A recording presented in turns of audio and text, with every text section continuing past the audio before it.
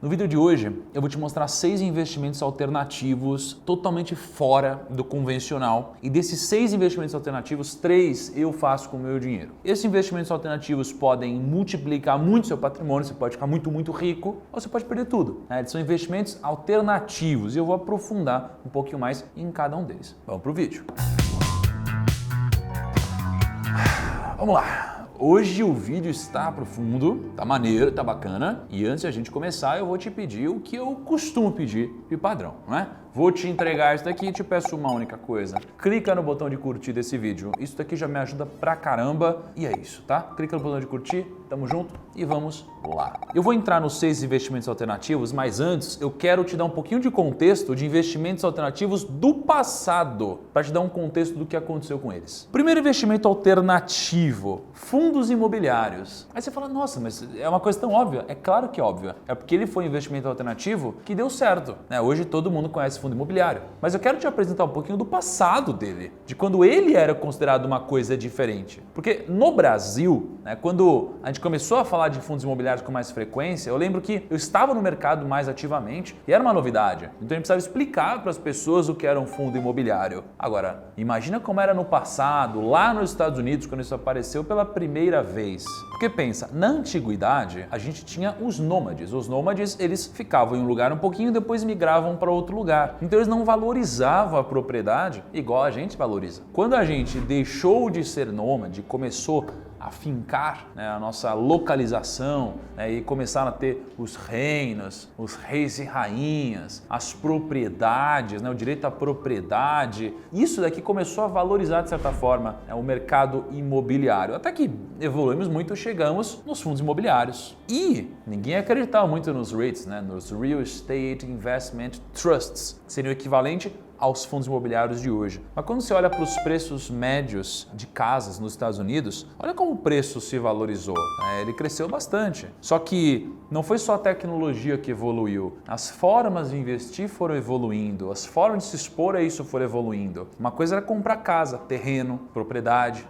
Outra coisa era você investir em REITs, que era uma modalidade próxima dos FIIs. E os REITs, eles foram estabelecidos pelo Congresso em 1960 para dar para os investidores, especialmente para os pequenos investidores, uma forma de se expor a propriedades ou a muitas propriedades com um valor menor. O que na época era um investimento alternativo, com o tempo foi sendo considerado uma coisa normal, uma coisa padrão. Você tem notícia aqui na Forbes, ó, Data proves REITs are better, ou seja, o dado mostra que investir em REITs é melhor do que investir em real estate diretamente, né, em propriedade diretamente. Então, se a gente olha desde 77, os REITs renderam 12% ao ano, enquanto o S&P, que rendeu bastante, rendeu 10% ao ano. Então, esse é um exemplo de um investimento alternativo que deu certo. Então, antes de eu entrar nos 6 atuais, eu estou te dando alguns exemplos. Um que deu certo, é um investimento em propriedades, especialmente em REITs. Agora, eu vou te dar um outro exemplo, a loteria. Olha só, a loteria e investimento alternativo, isso é muito bizarro, né? Que todo mundo conhece hoje, é Mega Sena, é sei lá o quê. Mas no passado, isso aqui tinha uma conotação um pouquinho diferente. A gente tem registro no Brasil de loterias desde a época do Império.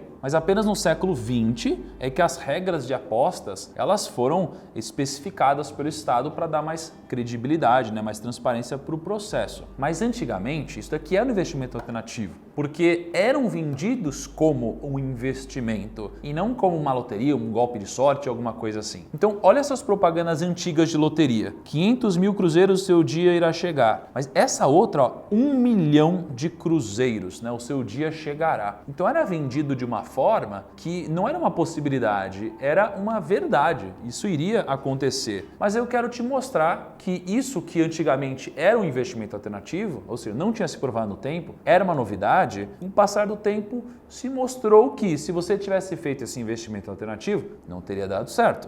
Então já foram 2.403 concursos de Mega Sena, mais ou menos 96 concursos por ano e 8 concursos por mês. A aposta mínima custa R$ 2,50. É claro que isso mudou. mas se eu fosse considerar 2,50 com o preço de sempre, 2,50 vezes 8 concursos, está dando R$20 aportados ao longo de 300 meses. Isso daqui, se você só fosse juntar, teria dado R$6.000. Se você fosse investir a 5% ao ano, teria dado R$11.714. Se você investisse a 10% ao ano, teria dado R$24.665. Ou seja, quando existe algo novo, que a gente chama de investimento alternativo, a gente nunca sabe qual é o futuro disso. Pode dar certo, igual aconteceu com os REITs ou com os fundos imobiliários, ou pode dar errado, como aconteceu com a loteria. Mas depois que acontece, fica muito óbvio. Você olha hoje para a loteria e você acha até banal esse tipo de coisa. Mas quando apareceu pela primeira vez, você tinha dúvida, né? E isso é uma característica comum, tá? Então eu te dei 2 exemplos, certo e errado, e vou entrar em 6 alternativos para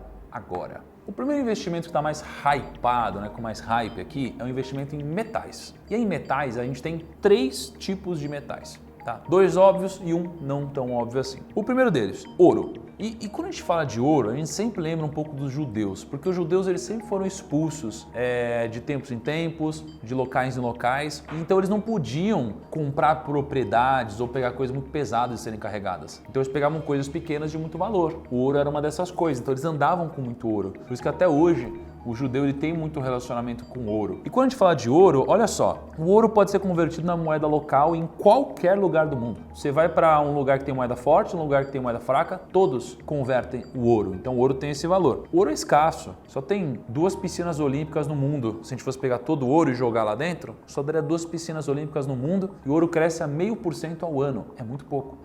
O ouro se provou no tempo, passou por várias gerações, desde antes de Cristo. A gente tem várias opções para investir em ouro. Tem ouro físico, contrato de ouro, fundo de ouro e ETF que replicam fundos. E o ouro, ele serve como reserva de valor. Por quê? Porque o ouro compensou parte da perda de valor da maioria das moedas. Então, se você cruzar o ouro com o dólar americano, olha o que aconteceu. O dólar perdeu 98,2% do seu valor desde 1900. Você tem noção? O dólar perdeu muito valor. Já o ouro, aconteceu exatamente o oposto. O ouro aumentou seu valor em 53,9 vezes. Ou seja, olha a diferença. Então, quando você olha para o histórico, enquanto o dólar perdeu valor, o ouro não. Então, ele passou por longos períodos sem perder valor. Não é que o ouro teria te deixado rico, mas, em comparação à moeda, ele não perdeu esse valor que a moeda perdeu. A prata, ela tem muita similaridade com o ouro, né? Então, serve como reserva de valor, também é relativamente escassa, mas não tanto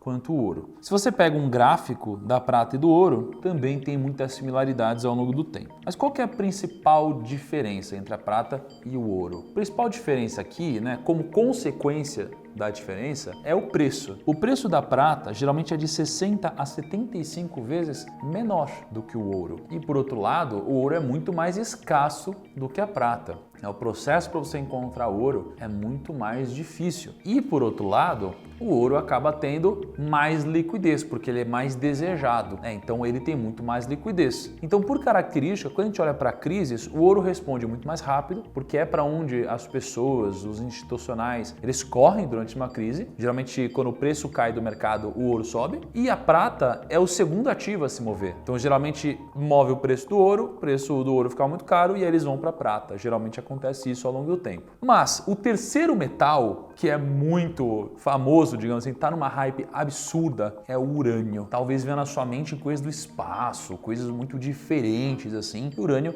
ele é um metal. E olha esse tipo de notícia que a gente vê aqui, ó. Investir em urânio pode até triplicar seu patrimônio, diz analista que vê metal como commodity do futuro. E é muito importante você tomar cuidado com esse tipo de notícia. Quando a gente tem investimentos alternativos, sempre tem 2 lados. Tem gente acreditando que você vai ficar ultra bilionário e tem gente achando que isso aqui não vai dar certo. E urânio, a gente não sabe também qual é o futuro dele. Só que qual que é o ponto do urânio? Em 2011, a gente teve o início de um bear market. Bear market é o mercado de queda, é o urso que ataca de cima para baixo. E o preço do urânio começou a cair depois do acidente de Fukushima. E aí durou até 2017. Por que isso aconteceu? Por que o mercado caiu? Porque tinha uma empresa chamada Cameco, que é a maior empresa de urânio de capital aberto do mundo. Ela é responsável por 18% de toda a produção de urânio no mundo. E ela anunciou que suspenderia toda a produção de urânio na maior mina do mundo, que é a McArthur River, no Canadá. Então as pessoas começaram a acreditar, né, numa derrocada do urânio. As pessoas sabem o que é o ouro e a prata, mas talvez elas não saibam o que é o urânio. Mas o urânio teve a melhor rentabilidade dos metais em 2020. E aí as pessoas começaram a dar muito mais atenção para o urânio. Sabe como é, né? Quando o preço sobe, as pessoas ficam mais confiantes, só porque o preço subiu. No mercado financeiro é tudo invertido. E aí começaram a aparecer vários especialistas, muitas pessoas dizendo, inclusive, que a tecnologia nunca esteve tão desenvolvida em relação ao urânio. No passado, quando tinha energia nuclear, a gente tinha medo disso. Energia nuclear, meu Deus, olha o que pode acontecer, a gente tem catástrofes que já aconteceram na nossa história. Só que hoje, o governo, os grandes players, eles defendem exatamente o contrário, né? Que tem um baixo custo de manutenção, a produtividade é incrível quando a gente trabalha com esse metal. Então, os pontos positivos têm sido muito ressaltados. Tanto é que o urânio representa 10% da energia do mundo hoje. Então, olha como isso daqui é uma coisa relevante. E tem nomes muito famosos olhando para isso. O Bill Gates, ele olha para o urânio. Elon Musk olha para o urânio com bons olhos. E aí, a gente trouxe um gráfico aqui do urânio, né, desde 1998. O urânio ele subiu muito violentamente ali dos $10 para os seus quase $140. Então, foi no momento que todo mundo especulou que o urânio seria uma nova fonte de energia no mundo. E depois, no momento 2, a bolha estourou e o urânio foi reajustado, né, próximo para o que era o seu custo de produção. Porque diminui abaixo do custo de produção, você impossibilita que seja produzida alguma coisa. Então, é quase como se esse daqui fosse o piso do urânio. Então, ele ficou muito barato. Depois, no momento 3, o preço subiu com a expectativa da China, porque a China disse que investiria pesado em usinas nucleares. E aí, no momento 4, o urânio começou a cair de novo, porque a Alemanha decidiu abandonar os projetos de energia nuclear.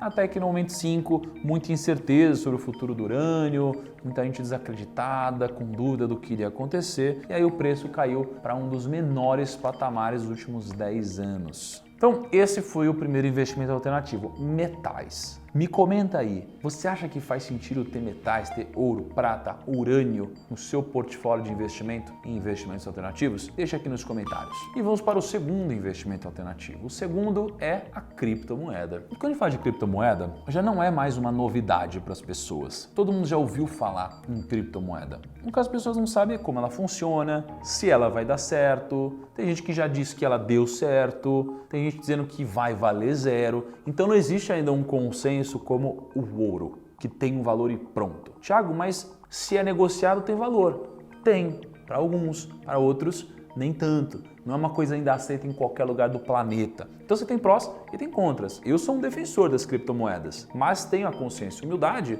de que pode acontecer qualquer coisa no futuro. Então quando você pega as principais criptos, o Bitcoin, ela atingiu um valor de $1 trilhão. Ela foi lançada em 2009. Olha como é recente. 11 anos, 12 anos. Ethereum, $250 bilhões. Foi lançado em 2014. Binance Coin, $77 bilhões.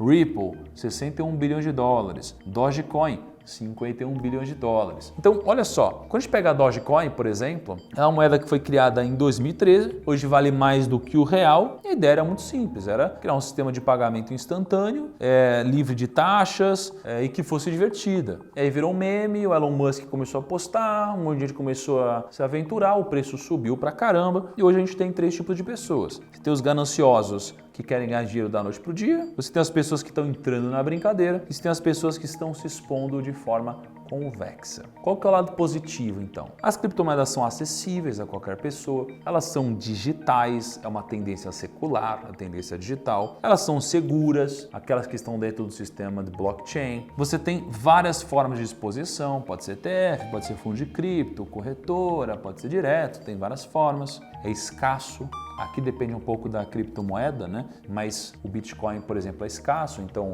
torna ela ou aumenta a chance de que o Bitcoin seja uma boa reserva de valor e ele é convexo. E o último ponto que eu ressalto já é realidade. Então, parte do salário do Messi aqui foi pago com fan tokens. Então o Messi, ele recebeu muito dinheiro em fan tokens. Qual que é o lado negativo das criptos? O mercado é instável e imprevisível, não se provou no tempo ainda, é uma coisa muito recente e não é visto com bons olhos por alguns dos maiores investimentos do mundo. O Buffett, o Munger, o Barsi, é o lado negativo. Então, como é muito recente, não se provou ainda no tempo, mas é claro que tem um grande potencial. Eu mesmo tenho comprado Bitcoin todos os meses. Eu tenho vídeos aqui de, sei lá, 3 anos atrás, nem sei quantos anos atrás já, falando de Bitcoin. Comprei Bitcoin em 2012, sou entusiasta, não é uma parte muito relevante do meu patrimônio, mas eu tenho o meu hedge ali em Bitcoin. E nem é porque eu acho que vai subir, é porque é convexo comprar Bitcoin, tá? Então, olha esse gráfico do histórico de Bitcoin desde 2017. Cara, as criptos subiram muito. Então, é por isso que eu compro Bitcoin, porque é convexo. Eu posso perder o que eu coloquei ou isso aqui pode multiplicar muito. É por isso que eu não coloco a maior parte do meu patrimônio aqui. Eu compro Bitcoin todo mês pela Biscoint, tá? Vou inclusive deixar um link aqui na descrição se você quiser comprar Bitcoin. Mas me conta uma coisa, e criptomoeda? Você acha que faz sentido ter na sua carteira? Deixa aqui nos comentários e no final do vídeo eu quero ver qual que é a reflexão de vocês, a definição de vocês, a conclusão de vocês, tá? Vamos para o terceiro investimento alternativo aqui. Cannabis é o terceiro. Eu já vi muita gente aí já abrindo um sorrisinho de canto, que eu tô ligado. Olha só, o mercado de cannabis em 2020, 9,1 bilhões de dólares. Parece pequeno, né? Mas isso daqui é um mercado lícito, né? Um mercado ilícito, nem tem ideia de qual é o tamanho disso, tá? Mas a expectativa de crescimento desse mercado, o mercado de cannabis, de 2021 a 2028 é de 26,7%. Um crescimento bem expressivo, bem acima da média de qualquer índice, né? E aí tem várias notícias, tem várias coisas interessantes que aparecem sobre o como a cannabis pode ajudar em tratamentos, né? Então tem aqui, ó, em câncer, dores crônicas, transtornos mentais, outros tipos de dores, enfim. Ou seja, existe esse lado medicinal que, cara, que traz muito valor em termos práticos, tá? Existe outro lado, que é o uso recreativo, que aí tem aquele eterno debate, né? Legaliza, não legaliza, sei lá o quê, mas é um investimento alternativo e já tem formas de se expor a isso daqui. A gente ainda tem poucas formas de se expor no Brasil, mas tem. Então a gente tem ETFs e tem alguns fundos americanos e alguns fundos brasileiros que replicam o desempenho de alguns dos índices no exterior. Por exemplo, o Trend Cannabis FIN, ele é um fundo lançado pela XP com aplicação de R$100. Então esse fundo é um fundo passivo que acompanha a variação de um outro fundo, na verdade um ETF, chamado ETF MG Alternative Harvest, ou MJ, que é o mesmo código da Bolsa de Valores dos Estados Unidos. Esse é o ETF mais líquido ligado ao setor de cannabis dos Estados Unidos. Então, olha o histórico desse fundo, por exemplo. Desde que ele foi lançado ali, final de 2019, ele tem um retorno negativo de 13%. Agora, nos últimos 12 meses, ele teve um retorno de mais 26%.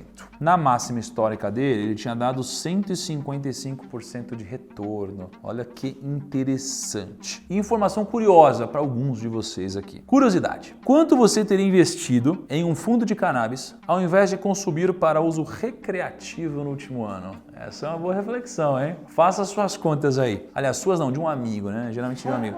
Olha só, nas contas que chegamos em pesquisas feitas com muita acurácia, a pessoa gasta uns R$500 por mês, tá? Claro que pode variar pra caramba, nem sei qual é um dado oficial disso daqui. Eu coloquei R$500. Se você gastasse R$500 e você deixasse de usar recreativamente isso, no final de 12 meses, você teria R$6.000, tá? Se você tivesse investido esses R$6.000 no fundo de cannabis, é aquela história, né? Compra iPhone, compra ações da Apple, né? Aquela coisa.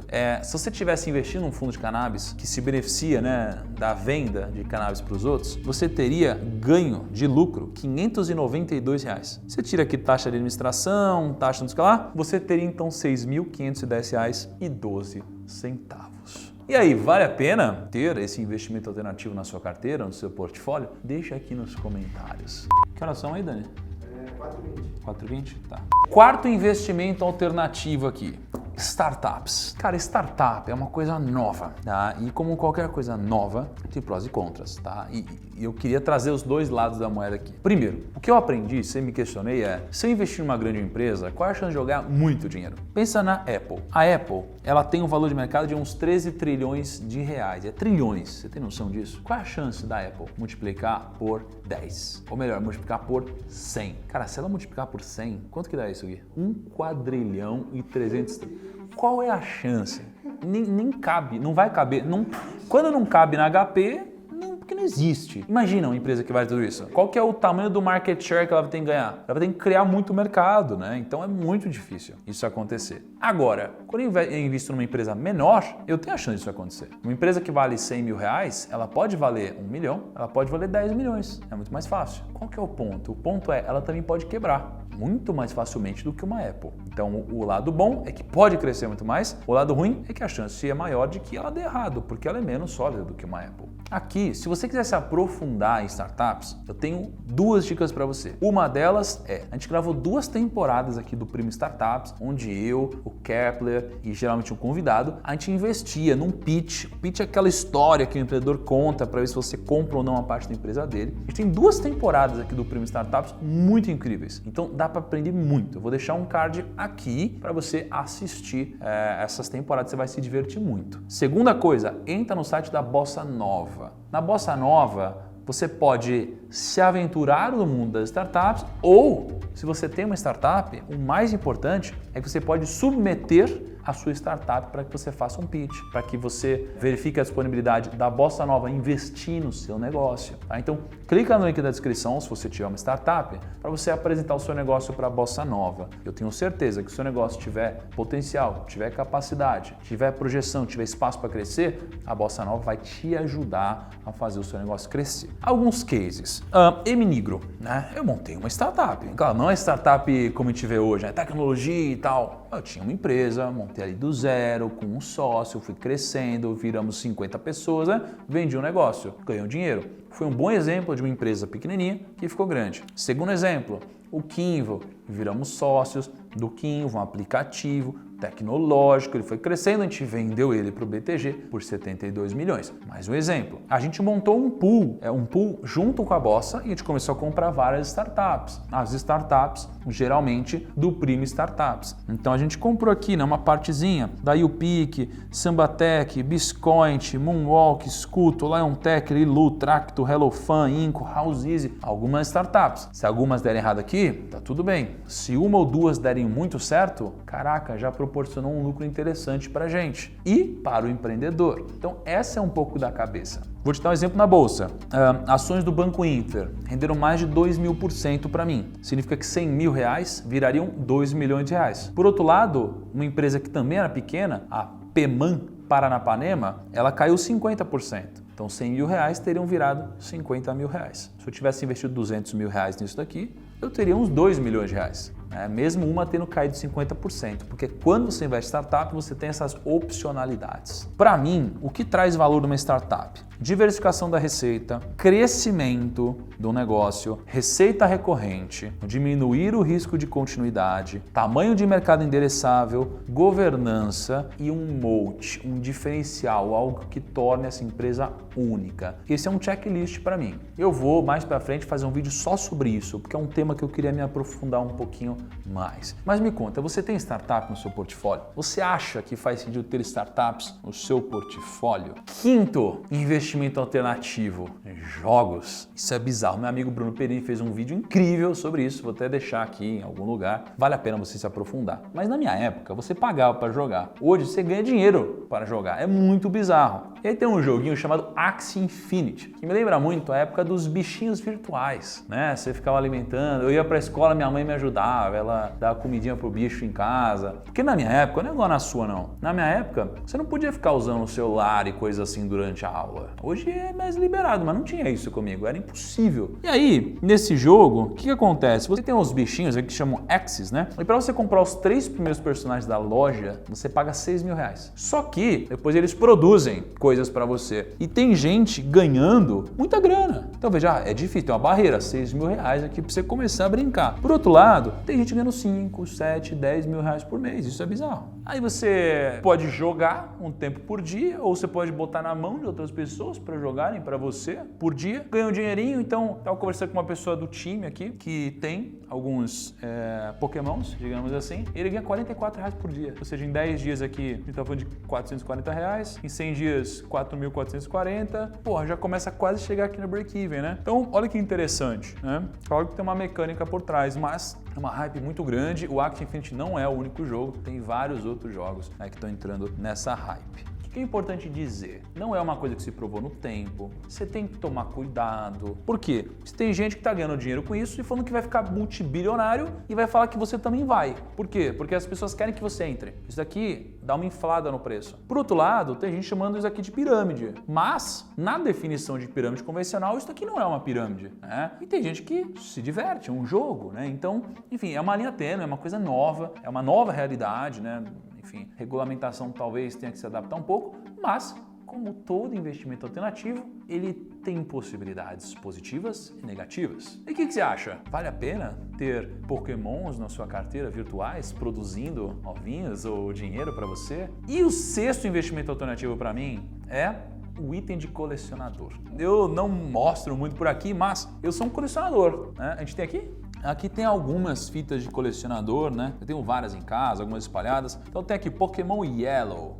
Pokémon Yellow é do ano de 1999, lacrado, nunca foi aberto. Quanto que vale isso daqui? Pô, na época, 39, 49 dólares. Hoje, de 10 a 30 mil dólares. Olha só. Por quê? Porque não dá mais para fazer um negócio desse. É escasso, né? Eu tenho várias coisas, né? Tem do Zelda, tem do Pokémon Blue, tem uma cacetada de coisa, né? Isso daqui vale muito. Ó, a do Zelda, por exemplo, eu puxei um print no eBay, 177 mil reais. Cara, que bizarro. E uma foto minha aí, né, com a fita do Zelda. Dentre várias outras coisas. Moedas colecionáveis, né, moedas de R$1 das Olimpíadas de 2016, hoje são vendidas por até 7 mil reais. Então, itens de colecionador também são muito importantes. E o ponto é, para mim, né, eu que sou um colecionador, para você ter valor em algo que seja escalável, isso aqui precisa ocupar pouco espaço. Então, se você tem uma coisa muito grande, isso daqui pode até ter valor, mas é difícil escalar. Por isso que cartas são tão valiosas. Lá, cartas de Magic, cartas de Pokémon antigas, cartas de jogadores da NBA, da NFL.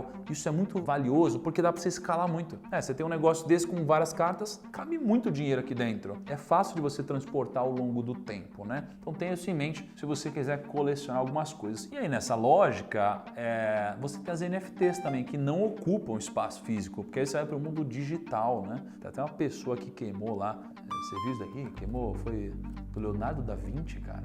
Queimou um quadro, um desenho, uma arte dele, digitalizou antes, trouxe para NFT, ou seja, não existe mais o físico. Pablo Picasso, meu Deus do céu, cara. É isso, mas o valor, para você talvez daqui não valha 30 mil dólares, para mim vale, e para outras pessoas também. Então existe sempre o nicho. Se tem alguém que paga, aí existe esse valor. Uau! Grande abraço, até o próximo vídeo. Grande abraço, até o próximo vídeo.